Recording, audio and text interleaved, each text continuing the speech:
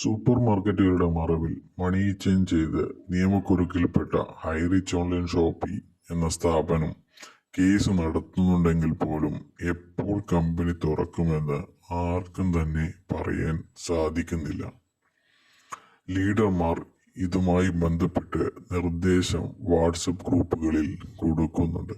ആരും തന്നെ ഇത്രാം തീയതി കമ്പനി തുറക്കുമെന്ന് പറയരുതെന്നും ഇത് അനാവശ്യമായി നിക്ഷേപകരിൽ പ്രതീക്ഷ ഉണ്ടാക്കുമെന്നുമാണ് ആ സന്ദേശത്തിൽ ഉള്ളത്.